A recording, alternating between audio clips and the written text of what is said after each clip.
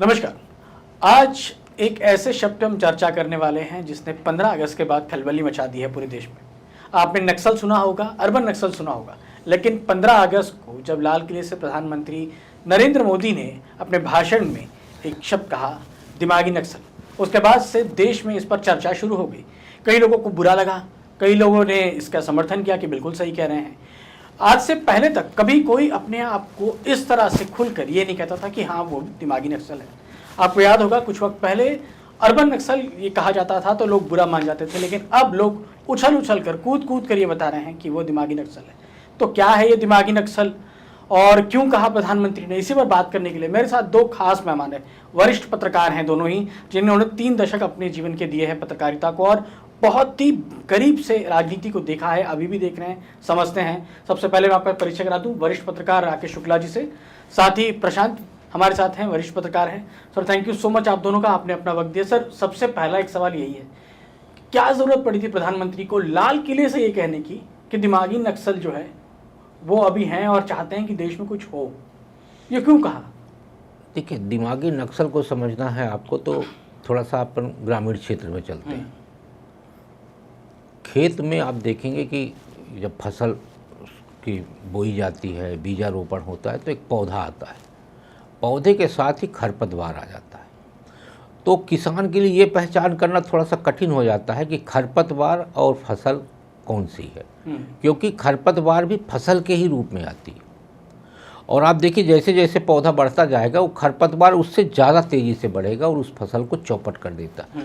किसान की आँख तब खुलती है, उसकी समझ में तब आता है जब फसल ख़त्म हो चुकी होती है और सीना चौड़ा करके वहाँ पे खरपतवार खेत पे खड़ा रहता है। समाज के अंदर जो अभी जंतर मंतर में प्रदर्शन हुआ, उस प्रदर्शन से एक बात तो स्पष्ट हो गई कि अब दिमागी तौर पे यानी ब्रेन वॉश करने की एक नई पद्धति ईजाद हो गई। क्योंकि वो छात्रों का आंदोलन था, आंदोलन 18 जुलाई तक बहुत ही स्मूथ छात्र चला रहे थे, लेकिन 18 से लेके 20 जुलाई के बीच में जिस तरह की घटनाएं हुई और 20 से लेके आपके 22-23 तारीख तक की जो घटनाएं हैं वो कहीं ना कहीं बता रही हैं कि बच्चों को भ्रमित कर दिया गया है।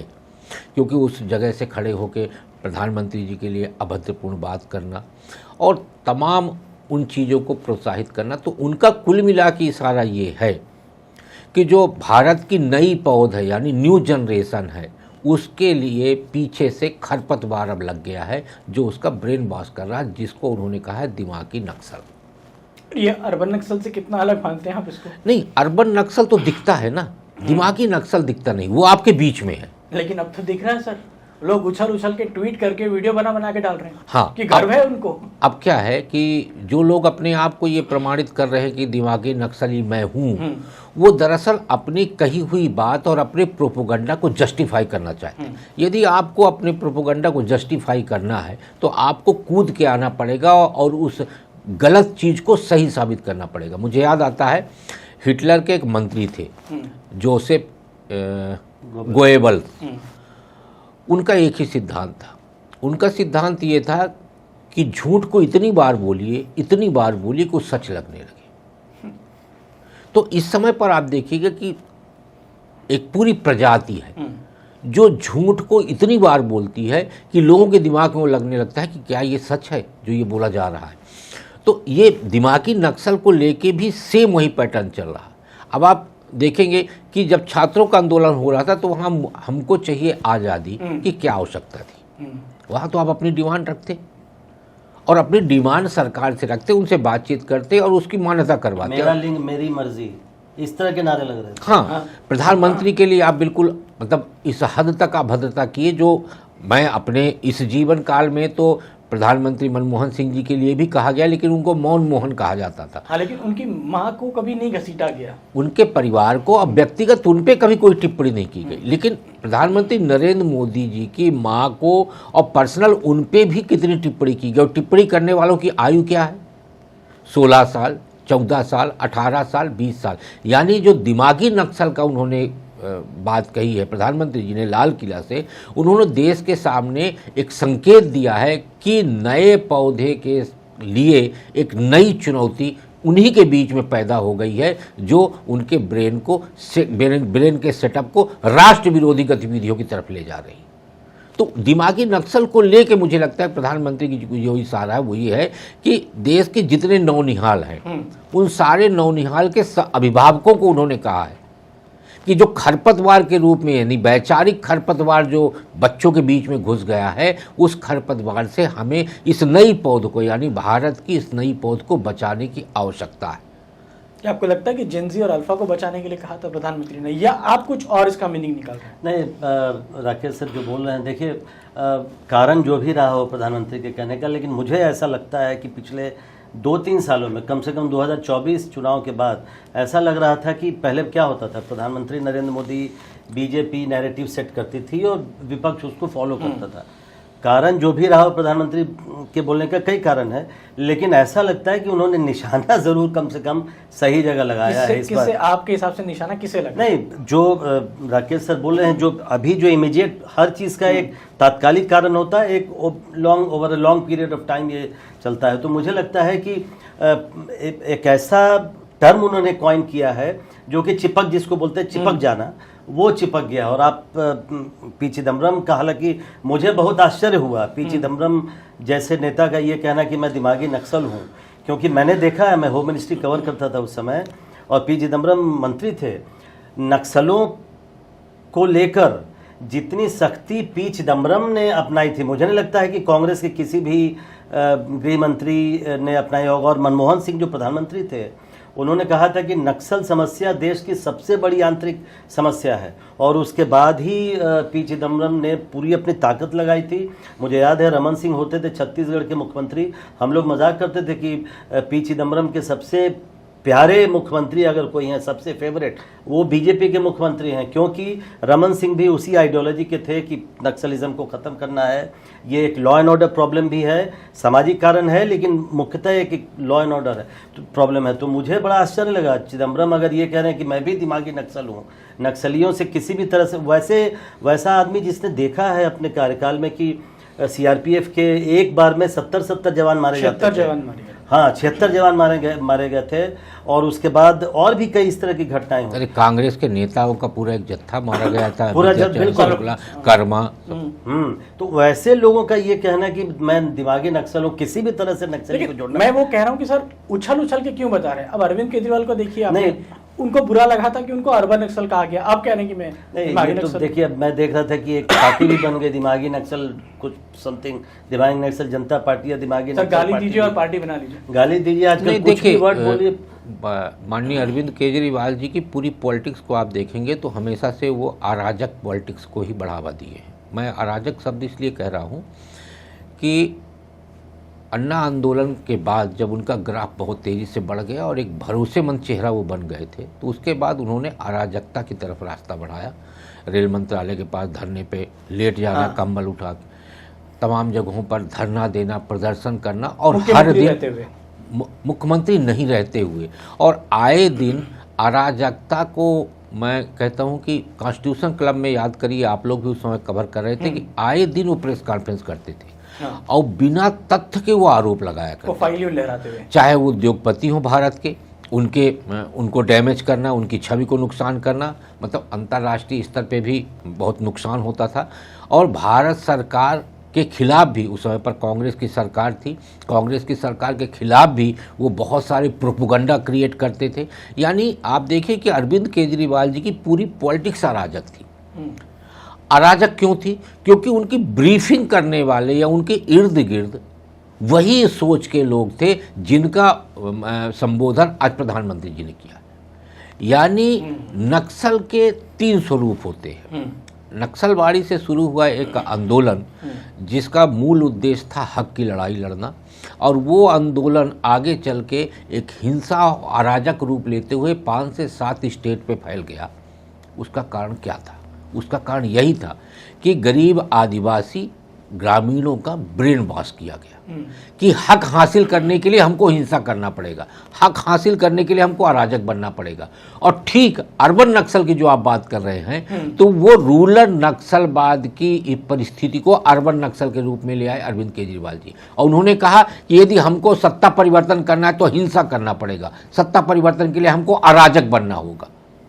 तो अर्बन और रूरल ये दोनों नक्सल हो गए, और तीसरा आ गया दिमाग। यानी अब जब आप इस तरीके के नक्सल यानी सोच को आप विस्तारित नहीं कर पा रहे हैं, और विस्तारित करने वाला सिर्फ एक ही धड़ा था, वो है वाम दल। वाम दल इस समय पर जमीनी स्थिति में खत्म हो चुका है। अब वो दिमाग से खेलना शुरू किया। तो आप जंतर मंतर में भी देखेंगे तो जंतर मंतर में आंदोलन का स्वरूप तब बदला जब जेएनयू के स्टूडेंट आए। जेएनयू के स्टूडेंटों के आने के पहले ये स्वरूप नहीं था। वहाँ डीयू के स्टूडेंट थे, दूसरे राज्यों के भी स्टूडेंट आए हुए थे, और वो सब लोग बैठ के बढ़िया आराम से प्रदर्शन कर रहे थे अपनी डिमांड को लेकर। लेकिन जैसे ही डफली गैंग आया और उसके बाद आप देखिए अभद्रता शुरू हो गई, और अभद्रता के बाद फिर अराजकता शुरू हो गई, और अराजकता के बाद आप देखेंगे कि हिंसा। यानी नक्सलियों के जो 3 स्वरूप होते हैं वो तीनों स्वरूप आपको दिल्ली में दिखाई दी। वो जंतर मंतर पहुंच गए जी। अभी प्रशांत जी एक जिक्र किए पीछे अमरन जी का, मैं भी उस समय पर कर रहा था, वहाँ छत्तीसगढ़ भी कवर कर रहा था, होम मिनिस्ट्री भी कर रहा था। ये सही है कि नक्सलवाद के खिलाफ उन्होंने एक बड़े अभियान की योजना तैयार की, और उसका नाम दिया उन्होंने green operation, operation green house. हाँ। और उनकी योजना ये थी कि हम यदि जो 6 से 7 स्टेट हैं वो सारे स्टेट मिलकर हम इस ऑपरेशन को चलाएं और नक्सलवाद को ख़त्म करें। मीटिंग हुई, लेकिन मीटिंग के बाद वो योजना आगे परवान नहीं चढ़ पाई, और उसका कारण था झारखंड के मुख्यमंत्री थे शिबू सोरेन, वो तैयार नहीं हुए। तेलंगाना के मुख्यमंत्री थे चंद्रशेखर राव, वो तैयार नहीं हुए। और आपके उड़ीसा के मुख्यमंत्री थे नवीन पटनायक, वो भी तैयार नहीं हुए, क्योंकि वहाँ पे सीधे सीधे इनके राज्यों के तैयार नहीं होने का कारण था वोट बैंक की पॉलिटिक्स। तो तुष्टीकरण के चलते वो अभियान रुक गया, और सिर्फ उस अभियान को हिस्सेदारी निभाई छत्तीसगढ़ ने, क्योंकि उस जो आप रमन सिंह का जिक्र कर रहे हैं, क्योंकि रमन सिंह का जो रचनात्मक सोच थी, विकासात्मक सोच थी, उनके लिए लग रहा था कि हम बस्तर, कोरबा, जगदलपुर इन इलाकों को डेवलप क्यों नहीं कर पा रहे, जबकि उनका खुद का क्षेत्र जो राजनांदगांव है वो भी धीरे धीरे विस्तारित हो रहा था नक्सल प्रभाव से। तो वो चाहते थे कि छत्तीसगढ़ का, तो जहाँ वो सड़क बनवाते थे, स्कूल बनवाते थे, नक्सली उड़ा देते थे। तो नक्सलियों का जो हक का आंदोलन था वो हिंसा में परिवर्तित हो गया, वो वसूली में परिवर्तित हो गया। मुझे याद है कि एक बार रेड पड़ी थी छत्तीसगढ़ में, तो छत्तीसगढ़ में रेड पड़ने के बाद कुछ डॉक्यूमेंट्स बरामद हुए थे, मुझे वो डॉक्यूमेंट्स वहाँ दिखाया गया। आप सोचिए कि केंद्रीय कमेटी के नाम से रसीद बनती थी, तो टीचर के लिए 5,000 रुपये, उससे बड़ी पोस्ट वाले के लिए 10,000 रुपये ये रसीद बनती थी, और उनको अपनी सैलरी से देना पड़ता है यदि नौकरी करना है तो। ठेकेदार से एक मुश्त 1 लाख रुपए लिया जाता था, और बीड़ी पत्ता जो बीड़ी बनती है उसके पत्ते की तुड़ाई होती है, तेंदू पत्ते की तुड़ाई होती है छत्तीसगढ़ मध्य प्रदेश के पूरे इलाके में, उन ठेकेदारों से अलग पैसा लिया जाता था। और भारत सरकार के गुप्तचर एजेंसी के पास जो जानकारी आई थी वो ये आई थी कि नक्सलियों की तरफ से जो फंड इकट्ठा किया जाता है उसका इन्वेस्टमेंट बिल्डरों के पास किया गया है मुंबई और नोएडा में। अच्छा, ये उनके पास इनपुट आया था। उस इनपुट के आधार पर जब उन्होंने हाथ डालने का प्रयास किया तो वही जो रूरल नक्सल से पैसा लेके अर्बन नक्सल अपना ऐसो आराम करते थे वो बिदक गए। और वो क्योंकि उस समय पर लेफ्ट पार्टी सपोर्ट कर रही थी आपके कांग्रेस को, तो वो मामला फिर दब गया और बाहर नहीं आया। तो आज की डेट में भारत सरकार को ये भी जानने की आवश्यकता है कि वो जो फंडिंग हुआ करती थी उस फंडिंग का सोर्स क्या अभी जीवित है या ख़त्म हो गया। सर लेकिन एक सवाल मेरा आपसे, मैं एक चीज़ पर जोड़ना चाहता हूँ। जो उस समय नक्सलियों के खिलाफ, आपको याद होगा सर, बात यहाँ तक पहुँच गई थी कि क्या नक्सलियों के खिलाफ एयरफोर्स का इस्तेमाल किया जाके, उस पर बहुत ज़्यादा विवाद हुआ था सरकार के बीच में। ए.के. एंटनी रक्षा मंत्री थे, वो इसके बिल्कुल खिलाफ थे। उन्होंने आके स्टेटमेंट दिया कि नहीं, क्योंकि ऐसी चर्चा चलने लगी थी कि एयरफोर्स के हेलीकॉप्टर से घना जंगल है, तो वहाँ पर केवल ग्राउंड ऑपरेशन नहीं हो, हवाई ऑपरेशन भी किया जाए। और इसलिए क्या सेना का, भारतीय वायुसेना के हेलीकॉप्टर वगैरह का इस्तेमाल हो सकता है क्या, तब ये बात आई। और उस समय आप जानते हैं नेशनल एडवाइजरी काउंसिल जो सोनिया गांधी की अध्यक्षता में थी, उसमें कौन कौन लोग थे जो आजकल दिमागी नक्सल, अर्बन नक्सल जिसकी चर्चा होती है, कुछ इशारा वहां पर नहीं, भी है। सारे प्राइम पोजीशन पे तो लेफ्ट पार्टी सारे लोग थे, वही लोग थे। और कांग्रेस ये सोच के उनको दे दी थी कि योजना आयोग के में सारे के सारे जो कमेटियों के मेंबर थे वो लेफ्ट पार्टी के लोग थे। एजुकेशन सिस्टम में जितना प्राइम पोजीशन था वो लेफ्ट ने अपने पास ले लिया था। कांग्रेस ने ये सोच के दे दिया था कि भाई मलाईदार पद तो नहीं मांग रहे ना ये, लेकिन वो भूल गए थे कि ये तो माइंड गेम वाला तो सारा पोजीशन उन्होंने ले लिया है। यानी जहाँ योजना बनती है भारत सरकार की वहाँ पे वो बैठ गए। एक चीज़ और, ये बिल्कुल सही बात है, लेकिन कांग्रेस में अब जो आज की जो दिमागी नक्सल की बात कर रहे हैं आप प्रफुल्ल, पहले क्या होता था, जो कांग्रेस में मैं बात करता हूँ, पहले ये होता था इंदिरा गांधी के समय में भी कि इस तरह के जो पोजीशंस होते थे, एकेडमी की ये है या नीति आयोग है, उसमें तो लेफ्ट पार्टियों को मिल जाती थी जगह, लेकिन ऑर्गेनाइजेशन से सटने नहीं देते थे सर। इंदिरा गांधी की भी ये बड़ी बात थी, ऑर्गेनाइजेशनल। अब जो आप एडवाइज़र देखेंगे, जो कोर एडवाइज़र है कांग्रेस पार्टी में राहुल गांधी के, वो कहाँ से, जेएनयू के लोग हैं, वो वही लेफ्ट विचारधारा के लोग हैं। तो अब कई कांग्रेस जनों को लगता है कि भाई आपको अगर उनको साथ रखना है तो आप हिस्ट्री कांग्रेस का चेयरमैन बना दीजिए। आपसे प्रशांत जी पूछना चाह रहा हूँ कि आप ये कहना चाह रहे हैं कि राहुल गांधी के लिए कहा था कि अब वो दिमागी नक्सल है क्योंकि उनके चारों तरफ वही लोग हैं? नहीं, कहा होगा। देखिए, प्रधानमंत्री ने का ये कहना था कि जो आज के डेट में जो विकास की जो चीज़ें होती हैं, कहीं भी जैसे अराजकता वाली बात की, अराजकता वाली स्थिति पैदा करना चाहते हैं, विकास को रोकना चाहते हैं, वैसे लोग दिमागी नक्सल हैं। आपको याद होगा जनरल बिपिन रावत का एक इंटरव्यू बड़ा फेमस हुआ था, जो हमारे CDS थे, आर्मी चीफ थे। उन्होंने कहा था कि हमारी सेना 2.5 मोर्चे पर लड़ने की तैयारी कर रही है। 2.5 मोर्चे मतलब एक तरफ तो चीन का बॉर्डर है, एक तरफ पाकिस्तान का बॉर्डर है, और आधा जो बॉर्डर है वो हमको आंतरिक जो इस तरह के लोग हैं, अर्बन नक्सल बोलिए, दिमागी नक्सल है, उससे लड़ने की जरूरत है। ये जो प्रधानमंत्री ने कहा है उसके पृष्ठभूमि में आपको अगर जाना है तो अच्छी बात यह है कि नक्सल खत्म हो चुका है देश से, अर्बन नक्सल और नक्सल दिमागी नक्सल बचे हुए। सर, एक बात प्रधानमंत्री ने और कही थी कि ये लोग चाहते हैं कि अराजकता फैले और स्थिति जो है बाहर निकले। क्या प्रधानमंत्री एक इशारा कर रहे थे कि जो कुछ श्रीलंका में, बांग्लादेश में या जो पड़ोसी देशों में हुआ, जेनजी थे उसमें, बार बार ये वर्ड भी कॉइन किया रहता है, जेनजी का आंदोलन है, ताकि ये बताया जा सके कि नेपाल में, बांग्लादेश में जो कुछ हो वो वैसे ही है। क्या उसी तरफ इशारा करना चाह रहे थे और यही बताना चाह रहे थे कि दिमागी नक्सल जो है वो ये करवाना चाह रहे हैं, और सिर्फ भारत में ही नहीं है, वो भारत के बाहर भी हैं? आपने अभी एक प्रश्न किया कि क्या प्रधानमंत्री जी का इशारा राहुल गांधी जी की तरफ था, तो मेरा मानना ये है कि प्रधानमंत्री का इशारा यदि 10 जनपद की तरफ था तो गलत नहीं था। मैं उसकी 3 बातें कहता हूँ। पहली बात यह है कि 24 में जब LOP बने राहुल गांधी जी, तो सबसे पहला जो उनका स्टेटमेंट आया पार्लियामेंट के अंदर, तब उन्होंने कहा कि जो खुद को हिंदू कहता है वो हिंसा करता है।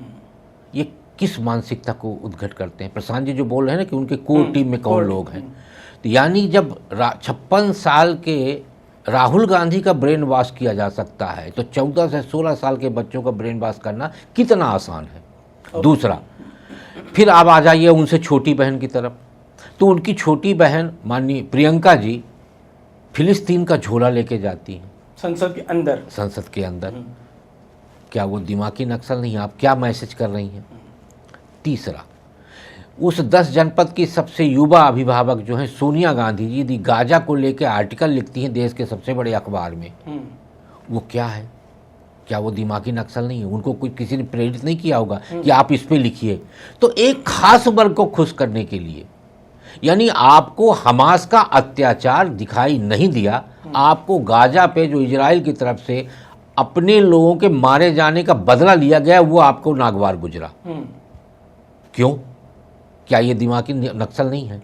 ये वही कांग्रेस है ना जो जयपुर अधिवेशन पे भगवा आतंकवाद का नाम दिया था, और वही सुशील कुमार शिंदे बाद में कहते हैं कि पार्टी ने मुझसे कहलवाया। उनको कहना था कि पार्टी ने मुझसे कहलवाया कि आप ये भगवा आतंकवाद कहिए, हिंदू आतंकवाद कहिए, कॉइन टर्म कीजिए। हाँ, तो सवाल यहाँ पे ये, फिर आप जो कह रहे हैं कि ये प्रश्न आपका है कि जेनजी, मैं प्रफुल्ल जी ये मानता हूँ कि जेनजी भारत के लिए उतना घातक नहीं है जितना घातक जेन अल्फा हो सकता है, यानी आने वाली पीढ़ी जो जेनजी के बाद। देखिए, आज जो स्कूल के विद्यार्थी अपनी छोटी छोटी मांगों को लेके यदि वो सड़क पे निकल रहा है और कक्षा का बहिष्कार कर रहा है, वही आगे चल के वोटर बनने वाला है। तो प्रधानमंत्री जी की तरफ से जो कहा गया है वो एक तरह से एक मैसेज सभी पार्टियों के लिए है कि आज आप जो आग लग रही है उस पर यदि आप घी डाल रहे हैं और ताली बजा रहे हैं, कल को भारतीय जनता पार्टी सत्ता में रहे या न रहे, इस सवाल का सामना आपको भी करना पड़ेगा, इसका जवाब आपको भी देना पड़ेगा। मतलब जो भी सत्ता में होगा उसका सामना इस सवाल से होगा। इसलिए आज ये सारे मुद्दों के समाधान करने की आवश्यकता है। यानी जे अल्फा जेनजी बन के एक बागी के रूप में सामने आए, यानी विरोध विद्रोह में परिवर्तित हो जाए, उसके पहले हमें उसका समाधान करने की आवश्यकता है। और उसके लिए ज़रूरत है समग्रता की, यानी सामूहिक रूप से इस चीज़ों के समाधान करने की, ना कि लग रही आग पे घी डालने की। नहीं, लेकिन लोग तो उस पर आप वीडियो देखेंगे, फिल्म स्टार्स हो, मतलब ज़्यादा बड़े फिल्म स्टार्स नहीं, छोटे मोटे ही हैं, लेकिन उनका ट्विटर हैंडल पे बहुत सारे फॉलोअर्स हैं। सोशल मीडिया में कुछ इन्फ्लुएंसर्स हों, कुछ नेता हो, वो तो खुल के आ रहे हैं कि हम हैं। मैं फिर से कहूँगा कि बार बार ये क्यों कहा जा रहा है कि मैं दिमागी नक्सल, ये प्रमाणित करने के लिए, यानी जिनका ब्रेन वॉश करने की दिशा में आगे कदम बढ़ाया जा चुका है, यदि प्रधानमंत्री जी की तरफ से कहने के बाद उस कदम ठिठक जाएगा या पीछे हो जाएगा तो उनका एजेंडा खत्म हो जाएगा।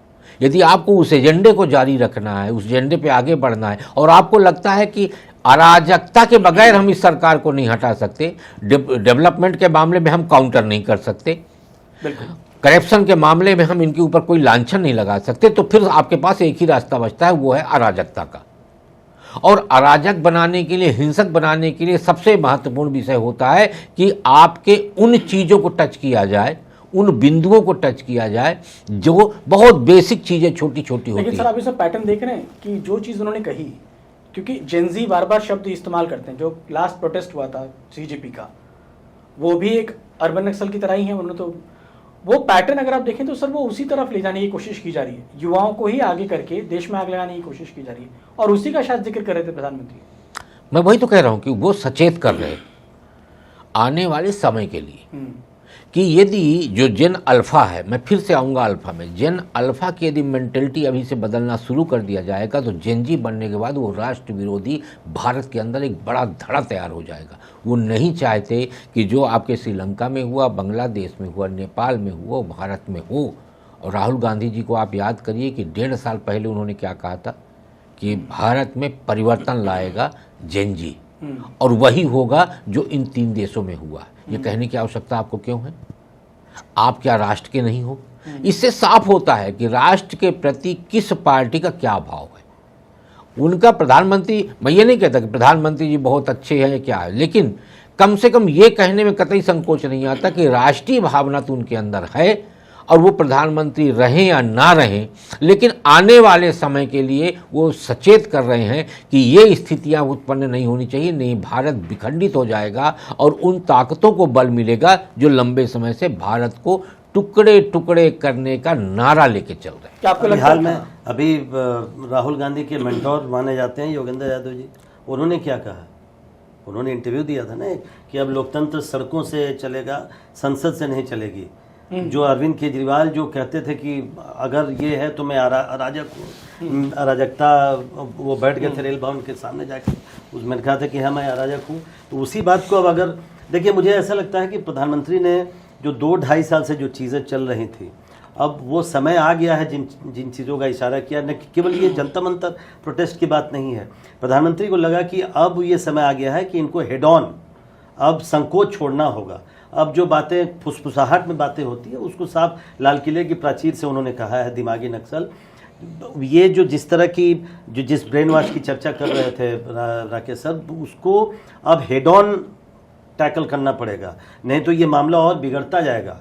इंदिरा गांधी का एक आजकल बहुत इंटरव्यू एक वायरल हो रहा है, फिर से पुराना इंटरव्यू, जिसमें वो कह रही हैं कि इमरजेंसी क्यों लगाई गई, ये सवाल पूछा गया। बीबीसी का इंटरव्यू है, उसमें वो कह रही हैं कि वो देश में अशांति फैलाना चाहते थे, अराजकता फैलाना चाहते थे, और इसलिए मैंने इमरजेंसी लगाया, नहीं लगाते तो इंदिरा गांधी तो उसको जस्टिफाई कर रही हैं, तो प्रधानमंत्री तो इमरजेंसी की तरफ नहीं जा रहे हैं। लेकिन उन्होंने ये साफ कर दिया है कि अब सरकार ये इन सब चीजों को ऐसे सहन नहीं करेगी। नहीं, लेकिन आपको लगता है लोकतंत्र कि के नाम पर सरकार, वो भी सरकार को कहीं ना कहीं लगा कि जो कुछ बीजेपी के प्रोटेस्ट में हुआ और जिस तरह का समर्थन मिला वो सरकार के अलार्मिंग था, क्योंकि सरकार के 2 इम्पोर्टेंट बिल इस हाउस में पेश नहीं हो पाए, उसी प्रोटेस्ट की वजह से एक विरोध करती रही विपक्ष और अंदर नहीं आ पाए। मुझे लगता है कि प्रधानमंत्री की तरफ से धर्मेंद्र प्रधान का इस्तीफा लेना उस मेंटेलिटी को कमज़ोर करना था। नहीं, वो चाहते तो इस्तीफा नहीं लेते, स्टाइल नहीं उनका, और इस्तीफा नहीं लेते तो उससे कुछ बिगड़ नहीं जाता। क्या करते आप? ठीक प्रधान का सीधा रोल क्या था उसमें, क्या होता आपका? नीट का लेकिन एग्जाम उन्होंने होने क्यों के लिया? इस पे पीठ थपथपाई जा रही, मतलब पार्टी राजनीतिक दल की तरफ से पीठ थपथपाई जा रही कि हमारे कारण इस्तीफा हुआ। कितने राजनीतिक दल के लोग गए थे और वहाँ जाके किस किस तरह का प्रहसन किया गया ये भी आपको पता है। राहुल गांधी जी को जंतर मंतर जाना चाहिए, लेकिन वो प्रधानमंत्री निवास पे पहुँचते हैं और वहाँ एक अच्छा खासा ड्रामा होता है और गिरफ्तारी की फ़ोटो ऐसे वायरल की जाती है जैसे लगता है कि सुपरस्टार ऑस्कर अवार्ड मिला हो उनको। तो सवाल यहाँ पे ये है कि प्रधानमंत्री, मैं पुनः कहूँगा, प्रधानमंत्री को पता है कि आज देश सबसे प्रथम है और आने वाले समय में कुछ हो या ना हो लेकिन देश विखंडित नहीं होना चाहिए, क्योंकि ये सही भी है। देखिए, मजाक उड़ाया जाता है नरेंद्र मोदी जी का, क्यों कहते हैं कि अब झोला लेके आए, झोला लेके चले जाएंगे। पिछले 12 साल का केंद्र में प्रधानमंत्री के रूप में और पिछला कार्यकाल मुख्यमंत्री के रूप में एक भी ऐसा कोई विषय सामने लाया जाए जिसमें उन्होंने अपने लिए, अपने परिवार को लाभान्वित करने का कदम उठाया, तो उन्होंने कहा कि हम झोला लेके आए, झोला लेके चले जाएंगे। यानी इस बात पे तो कोई खोट नहीं है कि नरेंद्र मोदी के मन में राष्ट्रवाद है, इसमें कोई खोट नहीं। और आपके मन में राष्ट्रवाद है या नहीं है ये इसलिए आशंकित है क्योंकि यदि आप अमेरिका में बैठते हो तो कहते हो भारत का लोकतंत्र खतरे में है। आपका आदमी पाकिस्तान जाता है तो कहता है आपके मदद के बगैर हम नरेंद्र मोदी को सत्ता से नहीं हटा सकते। आप जब कैम्ब्रिज में बैठते हो तो आप कुछ अलग तरह की बात करते हो। आप उन सांसदों से मिलते हो जो पीओके को और कश्मीर को पाकिस्तान के हवाले करने की बात करते हैं कि आप दे दीजिए। तो आप में और नरेंद्र मोदी की तुलना भारत की जनता करती है और इसीलिए आप देखें कि सीजेपी की प्रोटेस्ट के बाद जो उबाल आपको सीजेपी के प्रोटेस्ट के समय पर अभिभावकों का आपको देखने को मिला और देश में देखने को मिला और सपोर्ट देखने को मिला, वो सपोर्ट अब आपको विड्रा दिखाई दे रहा है। यानी देश का जो अभिभावक है वो पीछे आ गया कि भाई सच है, सरकार ने माना, पेपर लीक हुआ, सरकार की तरफ से 2 तरह के बंदोबस्त किए जा रहे। एक, 24 के कानून को और सख्त किया गया कि पेपर लीक में पकड़े जाने पर आपको इतना दंड मिलेगा, और दूसरा, पेपर लीक आगे नहीं हो उसके लिए उन्होंने एक कमेटी घोषणा कर दी कि ये पूरा का पूरा एक ब्लूप्रिंट तैयार करके सरकार को देंगे कि आगे भविष्य में पेपर लीक नहीं होने पाए। यानी ये 2 ऐसे कदम हैं जिसको डैमेज करने के लिए मैं भी दिमागी नक्सली के प्रोपोगंडा को हवा दिया जा रहा। सर, लेकिन एक आपने नोटिस किया चीज़ कि जब कभी ऐसा शब्द आता है, चाहे सुप्रीम कोर्ट में एक ऑब्जर्वेशन में कहा गया कॉकरोच, तो कॉकरोच जनता पार्टी बन गई, दिमागी नक्सल कहा तो दिमागी नक्सल।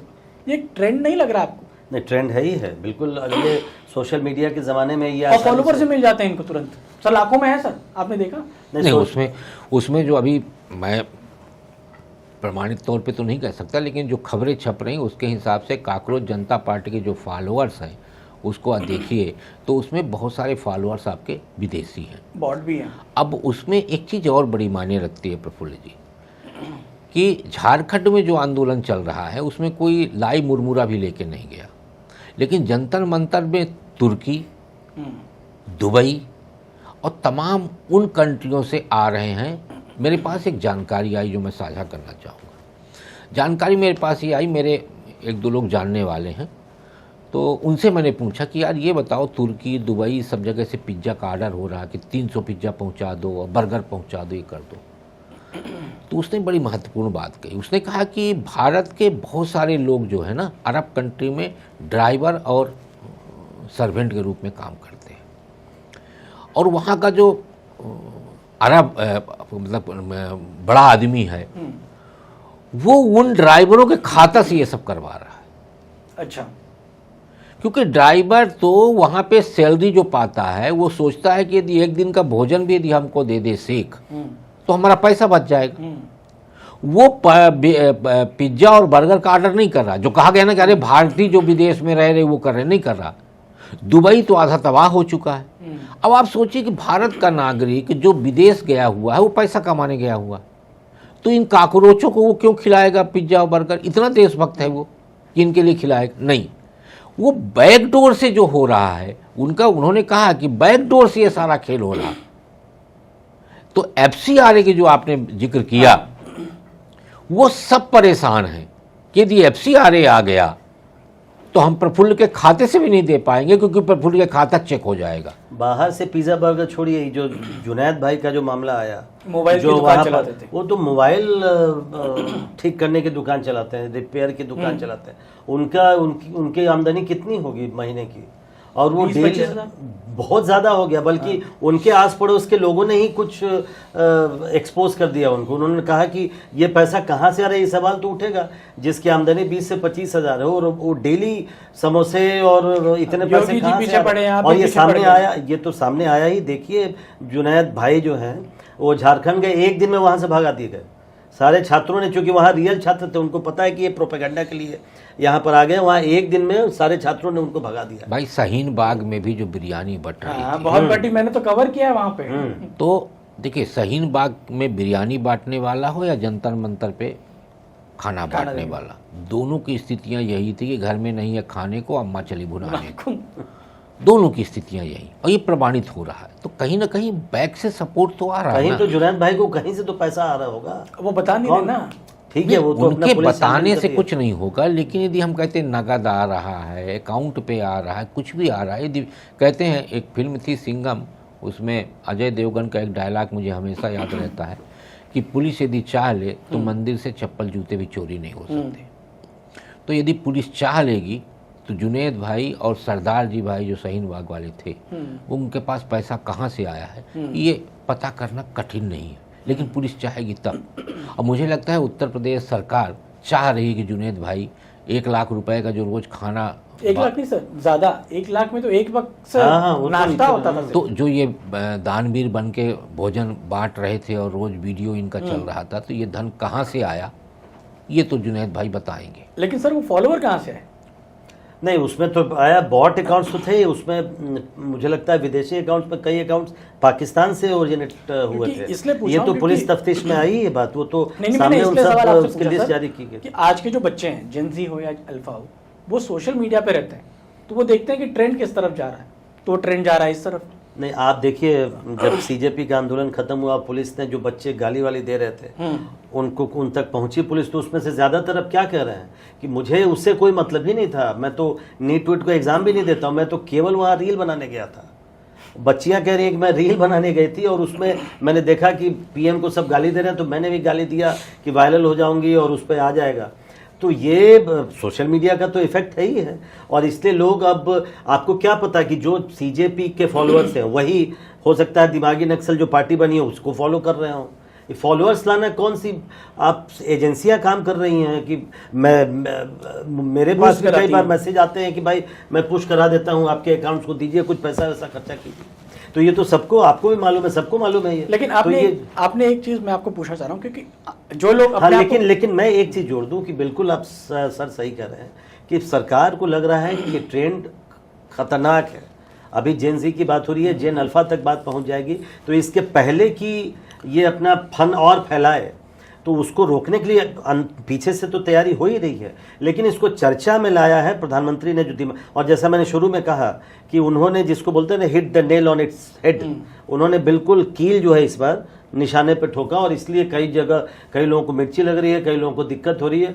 और मुझे हालांकि कई लोगों के बारे में आश्चर्य हो रहा है, खुल के कह रहे हैं कि मैं भी नक्सली हूँ, मैं भी दिमागी नक्सली हूँ, I am proud of being दिमागी नक्सली।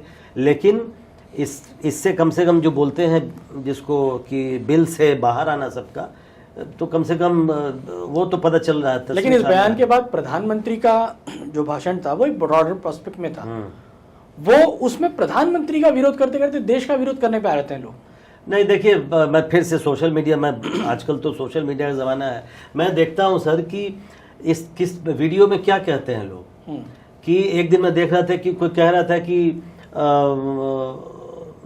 वो जो जिस भगवान राम ने जिस धनुष को तोड़ा था सीता उसमें स्वयंवर में, उसमें वो कहा जाता है कि दधीची ऋषि के, उनको मालूम नहीं था उनकी हड्डी से बना था, तो हड्डी तो मुड़ता नहीं।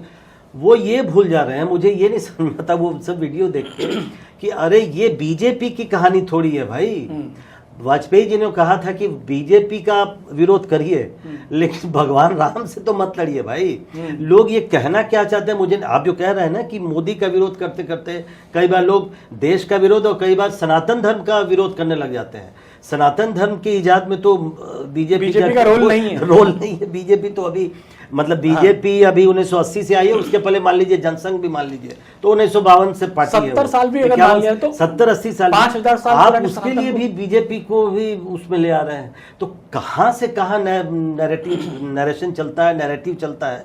ये बात बिल्कुल सही बात है कि आप बीजेपी को गाली देना है ठीक है दीजिए, लेकिन सनातन धर्म को गाली देने लग जा रहे हैं लोग, देश को गाली लग जा रहे हैं। कई लोगों को मैं देखता हूँ कि ब्रिटिश राज को सही ठहराने लगते हैं कि इससे तो अच्छा है कि ब्रिटिश राज अच्छा था। अरे ब्रिटिश राज में अपने बाप दादा से पूछिए कि क्या हालत होती थी। तो ये बात बिल्कुल आप ठीक कह रहे हैं कि ये मामला पता नहीं कहाँ से कहाँ चला। तो मोदी को क्यों गाली देते हैं फिर? मतलब ऐसा तो है नहीं कि मतलब प्रधानमंत्री ने कोई बात कही और वो आप जो बोल रहे हो यहीं रहेगी, जैसा संदीप दीक्षित और राहुल गांधी ने किया। किसी घर को यदि गिराना है तो आप छत पे चोट नहीं करेंगे, आप पिलर पे चोट करेंगे। नरेंद्र मोदी इस समय पर देश में पिलर के रूप में खड़े हैं और यदि आप लोकप्रियता का जो पैरामीटर है और तमाम तरह के सर्वे आ रहे हैं उसमें लोकप्रियता में नरेंद्र मोदी नंबर 1 पे हैं। तो जब तक आप उनकी लोकप्रियता पे खरोंच पैदा नहीं करेंगे तब तक आप सरकार को हिला नहीं सकते। तो इस समय पर नरेंद्र मोदी पे अलग अलग तरह के प्रयोग हो रहे हैं, गाली दे के भी, उनको उनकी नीतियों का विरोध करके भी, सरकार के कामकाज पे खामी उठा के भी, यहाँ तक कि जो राज्य की सरकारें हैं उनकी कमी पे नरेंद्र मोदी जी को लपेट के भी, उनके मंत्रियों के कामकाज की लपेट के, तो हर तरह का प्रयोग हो रहा है कि ऐसा कौन सा हमें पॉइंट मिलेगा। जैसे जब घर गिराते समय जब पिलर पे चोट करता है ना श्रमिक, तो वो हथौड़ी लेके चारों तरफ मारता है और ये देखता है कहाँ पे पिलर का कमज़ोर वाला हिस्सा है, और जहाँ पे उसको पता चल जाता है कि ये हिस्सा कमज़ोर है, यहाँ पे छड़ नहीं है, यहाँ पे लिंटर नहीं है, वहाँ पे वो लगातार वार करता है। तो ये एक प्रयोग चल रहा है कि हर जगह से गाली दे के और तमाम जो मैंने विषय बताया उन सारे विषयों को लाया गया है प्रयोग में कि जहाँ पे पिलर का कमज़ोर हिस्सा मिलेगा उसी पे लगातार प्रहार किया जाएगा। और प्रहार का सिर्फ एक ही कारण है कि इस बिल्डिंग को गिराना है। उस बिल्डिंग को गिराने के लिए एन केन प्रकारेण सारे के सारे लोग लगे हुए, हर तरह का हथकंडा अपनाया जा रहा। तो ये एक प्रयोग है। अब प्रयोग सिर्फ इस बात का है कि नरेंद्र मोदी भारत सरकार के में नहीं होना चाहिए, नरेंद्र मोदी की सरकार नहीं होना चाहिए, उसको हटाना है। और उसको हटाने के लिए चाहे खुद को दांव पे लगाना पड़े, पार्टी को दांव पे लगाना पड़े या देश को दांव पे लगाना पड़े। आज ये मानस बन चुका है विपक्षी दलों का। नहीं, फ्रस्ट्रेशन ही बोलिए या इसका लेवल कितना। राहुल गांधी का जो ये वीडियो आया, जो संदीप दीक्षित और राहुल गांधी का, मतलब ऐसा लगता है कि कांग्रेस पार्टी कभी क्या ये मान रही है क्या कि कभी सरकार में ही नहीं आना है। क्योंकि जो पार्टी 60 सालों तक 55 सालों तक सरकार में रही है उसको ये पता है कि विदेश का कोई प्रधानमंत्री है जिससे फ्रेंडली रिलेशन है, दोस्ताना रिश्ते हैं भारत के इटली से, उनकी प्रधानमंत्री को आप सीधा सीधा अटैक कर रहे हैं। आप मतलब मोदी का अटैक करते करते, भारत का अटैक करते करते आगे चल के इसके रेमिफिकेशंस हो सकते हैं। कल अगर कांग्रेस की सरकार कभी आती है, इटली में अगर जॉर्जिया मेलोनी ही अगर प्रधानमंत्री रहती है तो किस तरह से आप आंख में लाइएगा उनसे। या वो आती हैं भारत, ये परंपरा रही है कई बार कि विपक्ष के नेता भी जाके मिलते हैं, तो कैसे आप उनसे नजरें मिलाइएगा? मेलोडी से कैसे नजरें मिलाइएगा? मेलोडी देंगे जाके। हाँ, मतलब अगर अब इस विरोध करते करते जो सर बता रहे हैं कि भाई देश का विरोध करिए, लेकिन आप एक विदेशी प्रधानमंत्री का एक चीज नोटिस की, प्रधानमंत्री की भाषा, चाहे वो दिमागी नक्सल किसी को कहा हो, लेकिन और एक और उदाहरण, मैं अभी दिमागी नक्सल की, ये जो वंदे मातरम वाला इंसिडेंट हुआ कांग्रेस दफ्तर में, प्रधानमंत्री इन्हीं सब चीज़ों पर चोट कर रहे होंगे ना जब वो कह रहे थे। और प्रधानमंत्री के भाषण के महज आधे घंटे बाद वो घटना घटी, आधे घंटे 1 घंटे बाद, क्योंकि उसके बाद कांग्रेस दफ्तर में वो ध्वजारोहण का कार्यक्रम था और वहाँ पर आपने देखा क्या हुआ, वंदे मातरम का गायन चल रहा है। और उसी बीच में सारी एक्टिविटी भी चल रही है। सोनिया गांधी मना भी कर रही हैं, कुछ बात भी कर रही हैं, राहुल गांधी कुछ इशारे कर रहे हैं। बाद में जयराम रमेश कह रहे हैं कि कुर्सी पूछ रहे थे सोनिया गांधी की बैठने के लिए, लेकिन फिर तर्क भी दिया जा रहा है कि वंदे मातरम तो कांग्रेस के ज़माने से ही गाया जा रहा है। तो जो दिमागी नक्सल का जो मैंने प्रधानमंत्री ने बोला और 1 घंटे बाद आपको उदाहरण सामने आ गया, तो मुझे लगता है वो भी उसी का उदाहरण है। एक भाषा का सर आपने देखा है सर, आप दोनों से सवाल है कि प्रधानमंत्री को जिस तरह से संसद में संबोधित किया रहता है, मतलब अटल बिहारी वाजपेयी भी विपक्ष में रहे लेकिन उन्होंने कभी सामने प्रधानमंत्री चाहे नरसिम्हा राव रहे हों या कोई भी इस तरह से भाषा का प्रयोग नहीं किया। ना मनमोहन सिंह के लिए इस तरह की भाषा का प्रयोग किया रहता था। सोता नहीं है, उठता नहीं है, वो डरता है। ये आपको लगता है कि सर, एक तो राहुल गांधी से प्रधानमंत्री लगता है कि 12 साल से डर ही रहे हैं। 2016 में मुझे याद है कांग्रेस दफ्तर में उन्होंने एक प्रेस कॉन्फ्रेंस किया था और कहा कि पीएम इज टेरिफाइड, उनको डर लग रहा है हमसे, वो काफ़ी डरे हुए हैं कि हम जब बोलेंगे तो क्या होगा। इतने दिनों से डर ही रहे हैं। राकेश सर बोले उसके पहले जो विपक्ष के नेता की बात की, मुझे याद है सुषमा स्वराज विपक्ष की नेता हुआ करती थी और MOS होम अफेयर्स थे, बाला साहब विखे पाटिल शायद उनका नाम था, महाराष्ट्र से आते थे। उनका एक ऑडियो एक चैनल ने चलाया कि गृह राज्य मंत्री जेल में बैठे किसी कैदी से फ़ोन पे बात कर रहे हैं। वो ऑडियो बाहर हो गया और वो चलाया एक चैनल ने, और पार्लियामेंट का सेशन चल रहा था। वो मामला उठा हाउस में, प्रश्नकाल में ही वो मामला उठा। सब ने कहा कि रेजिग्नेशन चाहिए और ऐसा कैसे हो सकता है। मैं उस समय हाउस में मौजूद था। सुषमा स्वराज खड़ी हुई, लीडर ऑफ अपोजिशन, और उन्होंने कहा कि मैं बाला साहब विखे पाटिल को जानती हूँ, उनकी ये आवाज़ नहीं हो सकती है, मैं उनके समर्थन में खड़ी हूँ। मैंने 12 सालों में कभी नहीं देखा कि नरेंद्र मोदी कांग्रेस की तरफ से इस तरह का कोई जेस्चर दिखाया गया हो। मतलब ऐसा लगता है कि अपोजिशन नहीं है, वो मतलब एनिमी है, जो वाजपेयी जी कहा करते थे। अपनी ही सेना के पराक्रम पर भी सवाल उठाना, क्या ये भी अर्बन नक्सली नहीं है, या सॉरी दिमागी नक्सल नहीं है? नहीं, देखिए, अभी जब आपने शब्दों की बात की कि राहुल गांधी जी जिस तरह का संबोधन करते हैं, मतलब एक बड़ों को लेके, भारतीय समाज में एक कहावत है कि शब्द इतना तेज होता है कि गोली और तीर भी उसके सामने फीका पड़ जाता है। इसलिए आदमी कहता है कि कभी ऐसी वाणी मत बोलिएगा कि फिर हमेशा के लिए संबंध खत्म हो जाए। शब्दों में बड़ी ताकत है, लेकिन ताकतवर शब्द आपके पास तब आएगा जब आप पढ़ेंगे और संवाद करेंगे। बिना आपके पढ़े या बिना संवाद के आपके पास, आप शब्दों से समृद्धशाली नहीं हो सकते। आप इतने समय तक रिपोर्टिंग किए और बहुत अच्छे शब्दों के साथ आप प्रस्तुत करते थे, लोग पसंद करते थे। कारण क्या था? आप लोगों के बीच में बैठते थे, उनको सुनते थे, आप अध्ययन करते थे, इसलिए आप बोल पाते थे। क्या राहुल गांधी जी ये सब करते हैं? हमें यहाँ पे एक चीज़ की तुलना करनी चाहिए कि मैं तो ये मानता हूँ कि राहुल जी से प्रियंका जी ज़्यादा ठीक है, क्योंकि जब वो बोलती हैं तो कम से कम मर्यादा का ध्यान रखती हैं। राहुल गांधी तो मर्यादा लांघ चुके हैं, और एक बार नहीं कई बार लांघ चुके हैं। वो ये भूल जाते हैं कि हम नरेंद्र मोदी जी के लिए नहीं कह रहे हैं, हम तो देश के प्रधानमंत्री के लिए कह रहे हैं। और फिर कांग्रेस की वो सीख कहाँ जाती है जो यूपीए गवर्नमेंट के समय पर वो विपक्ष को दिया करते थे कि प्रधानमंत्री का अपमान यानी देश का अपमान। तो तब आपकी परिभाषा वो थी और आज आपकी परिभाषा ये है। यानी यदि विपक्ष मनमोहन जी को मौन मोहन कह देता था तो कांग्रेस उखड़ जाती थी और कई प्रेस कॉन्फ्रेंस होती थी और सब प्रेस कॉन्फ्रेंस करके यही बोलते थे कि भाई प्रधानमंत्री का अपमान नहीं होना चाहिए। और आज प्रधानमंत्री का अपमान नेता प्रतिपक्ष कर रहा है जो प्रोटोकॉल में उनके समकक्ष है, और प्रधानमंत्री का अपमान वही नहीं कर रहा। प्रधानमंत्री का अपमान तो नौनिहालों से कराया जा रहा। ये कौन सी नई परंपरा है भाई? एक तपस्वी जी बंदर लेकर भी गए थे गेट पे। मैं बोल तो रहा हूँ, 2-3 चीजें बड़ी घातक हुई हैं। अभी बंदर लेके पवन खेड़ा जी गए, वो बहुत खराब है, कि प्रधानमंत्री के लिए आप इस तरह का प्रहसन कर रहे हैं। फिर वो आप भूल गए क्या कि जब मिमिक्री हो रही थी जगदीप धनखड़ जी को, तो वीडियो कौन बना रहा था? राहुल गांधी। नेता प्रतिपक्ष बना रहे थे। यानी देश में प्रोटोकॉल में जो सेकंड नंबर पे है प्रधानमंत्री के बाद, वो वीडियो बनाना मिमिक्री की। फिर अभी जो राम मंदिर चोरी को लेके पप्पू यादव का प्रहसन था, उसमें क्या हुआ? राहुल गांधी जी क्या कर रहे थे? अरे भाई, जिस तरह का परिवेश वो धारण किए हुए थे, पुजारी चोर नहीं है, कर्मचारी चोर हैं, तो आप कर्मचारियों का प्रहसन करिए ना। और सही कहा किसी ने कि यदि साहस है तो गोल टोपी और घुटने भर का पैजामा पहन के करो प्रहसन। ऐसा कौन सा मदरसा है, ऐसा कौन सा मस्जिद है जहाँ धतकर्म ना होता हो? ऐसा कौन सा चर्च है जहाँ पादरी धतकर्म ना करता हो? बहुत सारे उदाहरण सामने आए, आप करिए ना उनका।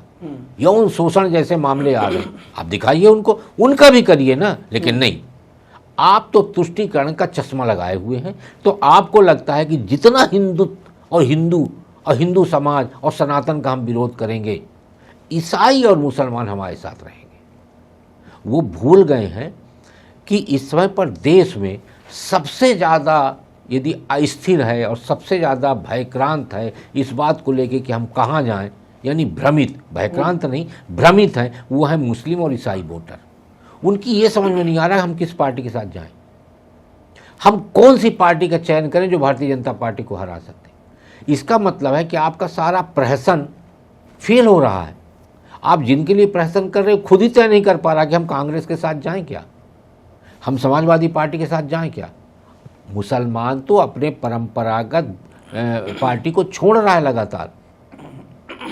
महाराष्ट्र देख लीजिए, बिहार देख लीजिए, तमाम ऐसे राज्य हैं जहां मुसलमान आरजेडी को छोड़ दिया और एमआईएम टाइप की पार्टियां तेज़ी से बढ़ रही। यही भय अब अखिलेश यादव को सता रहा। उन्हें इस डर लग रहा है कि कहीं यही तरह का प्रयोग उत्तर प्रदेश में हुआ तो लंबाई समीकरण हमारा बिगड़ जाएगा। इसलिए वो ले आए पीडीए में पहले कहा पिछड़ा, अब उनको लग रहा पिछड़ा वाला तो ट्रम्प कार्ड हमारा चलेगा नहीं, क्योंकि पिछड़े तो कांवड़ यात्रा निकालते हैं और उन पिछड़ों पे तो योगी जी ने पुष्प वर्षा कर दी। तो उन्होंने कहा पंडित, तो पी से पंडित हो गया वो। अब पता नहीं कि 27 के चुनाव आते तक पी का फार्मूले में कितने लोग, कितनी जातियां समाहित होंगी। तो आज जो भ्रम है इनके वोटरों के बीच में, और हिंदू जो कट्टर हिंदू है, जो सनातन को मानने वाला, उसका कॉन्सेप्ट बिल्कुल क्लियर है कि हमें किसके साथ जाना है। क्या आप लोगों को लगता है कि ये जो दिमागी नक्सल है, ये मुद्दा आने वाले अगले साल में, क्योंकि 7 राज्यों में चुनाव है, इसमें कुछ दखल दिया, खासकर यूपी, उत्तराखंड, पंजाब? मैं इतना देख रहा हूँ, जो मैं शुरू से कह रहा हूँ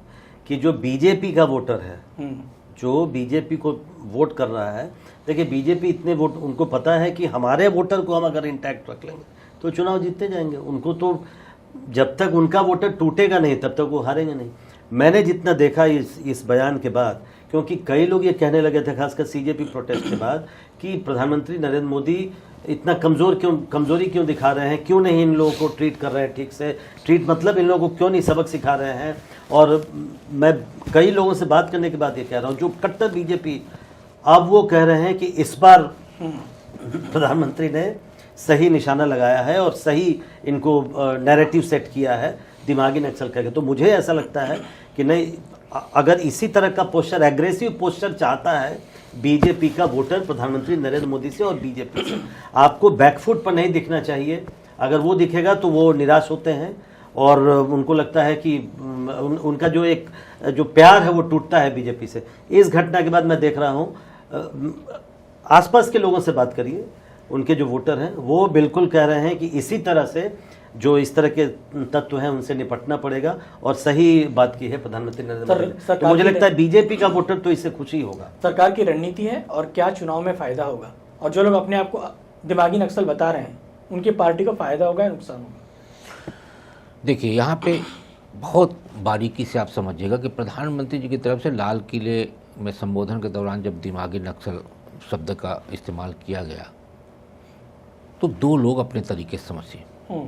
राजनीतिक पार्टियों को ये समझ आ गया कि जिस स्पीड में विरोध को हम विद्रोह की दिशा में लेके जाना चाह रहे थे, प्रधानमंत्री ने स्पीड ब्रेकर खड़ा कर दिया। स्पीड ब्रेकर मैं इसलिए बोल रहा हूँ कि प्रधानमंत्री की तरफ से जब ये कहा गया कि दिमागी नक्सल हमारे बीच में हैं और हमें वो भ्रमित कर रहे हैं, तो उन्होंने सीधे बच्चों को नहीं कहा है, उन्होंने वो उस वर्ग को कहा है जो बच्चों का प्रतिनिधित्व करता है, एक तरह से हैंडलर। अब आप टीचर को ले लीजिए, आप घर के अभिभावक को ले लीजिए, आप किराए पे रहने वाले बच्चों के मकान मालिकों को ले लीजिए, यानी उस सारे सेक्टर को उन्होंने संबोधित किया। कोचिंग वाले उन्होंने सारे सेक्टर को संबोधित किया, मैंने शिक्षक कहा तो सारे सेक्टर को उन्होंने मैनेज किया और ये मैसेज किया है कि सबको सचेत रहने की जरूरत है कि ये जिस दिशा में इनको ले जाया जा रहा है उससे हम, आप और राष्ट्र तीनों के लिए खतरा है। तो अब आपकी जिम्मेदारी है कि इन्हें भ्रमित होने से रोका जाए। और ये बात जो आज ये कह रहे हैं कि हाँ मैं भी दिमागी नक्सल हूं, उनकी समझ में भी आ गया, इसलिए वो कूद गए। और वो कूद गए इसलिए कि अब तो कुछ बचा नहीं है, तो कूद के वो ये बताना चाह रहे हैं और उन बच्चों को ये मैसेज करना चाह रहे हैं कि नहीं, हम आपके साथ हैं, थे और रहेंगे। यानी यदि उनका माइंड डाइवर्ट हो उसके पहले ही वो अपने सेटअप को दुरुस्त करके रखना चाहते हैं। हमने जो दिमाग बनाया है ना, वो दिमाग बना रहना चाहिए। यदि डिस्टर्ब हो गया तो हमारी तो सारी योजना फेल हो जाएगी। तो ये जो मैं भी दिमागी नक्सल हूँ कहने के पीछे आशय यही है कि प्रधानमंत्री ने जिन जिन तबके को मैसेज किया है कि सचेत रहने की और जिम्मेदारी निभाने की आवश्यकता है, तो ये जो विरोध का, विद्रोह की दिशा पे गाड़ी ले जाई जा रही थी, उस गाड़ी की रफ्तार थम गई है, भले न रुकी हो, थम गई है। और यही घबराहट सबको ये कहने के लिए मजबूर करी कि मैं भी दिमागी नक्सल हूँ। तो आपको लगता है इसका इम्पैक्ट आएगा चुनाव में? अगर लोग इसको पसंद नहीं करेंगे कि दिमागी नक्सल हो तो फिर वोट क्यों ले रहे हो? एक मैं अंग्रेजी पिक्चर देखा था, MIB, उसमें एक दो वैज्ञानिक होते हैं, उनके पास एक मशीन होती है और वो मशीन का काम होता है याददाश्त को मिटा देना। हाँ, वो लाइट फ्लैश करते हैं आंखों में, है ना। देखिए राजनीतिक पार्टियों के पास जो है वो मशीन होती है। अच्छा। और वो एक ऐसा मुद्दा ले आते हैं कि पुराना मुद्दा सब भूल जाता है और आदमी नए मुद्दे पे जाता है। जैसे दिमागी नक्सल पे आज पूरा देश चर्चा कर रहा है। हाँ। इसके पहले के मुद्दे आपको याद हैं? नहीं। तो वही MIB वाली मशीन है। तो चुनाव तक फिर कौन सी राजनीतिक पार्टी कौन सा बटन दबा देगी कि मतदाता पुराना भूल के नए मुद्दे पे आ जाएगा, कुछ नहीं पता। इसलिए राम मंदिर में चढ़ावा चोरी का मामला, दिमागी नक्सल का मामला, CJP का मामला, मुझे लगता है ये स्थायी मुद्दे नहीं हैं और टिकाऊ मुद्दे भी नहीं हैं। चुनाव में मुद्दे बदल जाएंगे। लेकिन चोट हो गई है प्रधानमंत्री की तरफ से। प्रधानमंत्री ने उसको जो मैं बताया ना, गाड़ी जो रफ्तार दी गई थी, उन्होंने एक स्पीड ब्रेकर खड़ा कर दिया है और इसी से ये बिलबिला गए हैं, जो अपना देसी शब्द होता है ना, ये तमाम वो पार्टी के लोग बिलबिला गए हैं जो चाह रहे थे कि अब तो गाड़ी फुल स्पीड में चलेगी और धराशायी कर देगी, सीधे जाके सरकार के अंदर जाके घुस के धराशायी। सब तो अब सालों साल तक चलना है प्रफुल्ल। जब भी चर्चा होगी ये दिमागी नक्सल, अब ये टर्म हो गया। अब ये हाँ। जहाँ भी बात होगी दिमागी नक्सल हो क्या तुम, इस तरह की बातें जरूर अगर होगी। आप और मेरी बात सहमत है तो ये भी कहा जाएगा कि दिमागी नक्सल। हाँ, ये तो अब ये टर्म, और इस तरह के लोगों को अब सावधान रहना पड़ेगा कि आप बहुत सारे टर्म से, बहुत सारे टर्मिनोलॉजी से सामने वाले को बोलते थे क्या क्या होता कि आप अंधभक्त हो, अब ये हो, तो अब काउंटर ये होगा कि अच्छा अर्बन नक्सल थोड़ा सुनने में वो थोड़ा अंग्रेजियत वाला एहसास था। दिमागी नक्सल तो अब ये किसने टर्म निकाला है, प्रधानमंत्री का अपना शब्द है या पता नहीं, लेकिन ये चस्पा हो गया। जो बोल रहे हैं राकेश सर कि बिलबिला के जो लोग सामने आ रहे हैं, इसकी चर्चा होती रहेगी, हर बार बातचीत में ये सामने आएगा। और बिल्कुल ठीक बात है, अभी तो समय है चुनाव में, लेकिन ये वर्ड तो चस्पा हो गया और ये एक नैरेटिव सेट करेगा आगे आने वाले दिनों में, ये तो पक्का है। अब आप देखिए ना पिछले 3 दिनों से क्या चीज पे चर्चा हो। हाँ, अब आपको सर याद भी नहीं होगा, डफली gang, Khan market gang, Lutyens gang, urban Naxal और अब ये दिमागी नक्सल। तो आपको लगता है कि आप याद करिए कि एक बार कांग्रेस की तरफ से ये कहा गया था कि मोदी के पास परिवार ही नहीं है, और पूरे देश में लोगों ने अपने सोशल मीडिया पे क्या लगाया था, मोदी का परिवार। अभी बहुत सारे लोगों को आप देखेंगे कि नाम के बाद वो इन्वर्टेड कामा के अंदर मोदी का परिवार लिखे हुए, वो ट्रेंड भी बहुत चला था। अब मोदी का परिवार लिखने वाले सिर्फ भाजपा के ही कार्यकर्ता नहीं थे, भाजपा के समर्थक, भाजपा के वोटर, वो भी लिख रहे थे और वो लड़ रहे थे कि क्या बात करते हो, पूरा राष्ट्र मोदी का परिवार है। उसी तरह से जो प्रशांत बोल रहे हैं, दिमागी नक्सल को लेके भी अब एक पैटर्न बनेगा। लेकिन आपका जो प्रश्न है कि क्या ये चुनावी मुद्दा बनेगा, नहीं, मेरा अपना आकलन यही है कि राम मंदिर चढ़ावा चोरी का मामला, दिमागी नक्सल का मामला, ये कहीं भी आपके लिए चुनावी एजेंडा नहीं बनने वाला।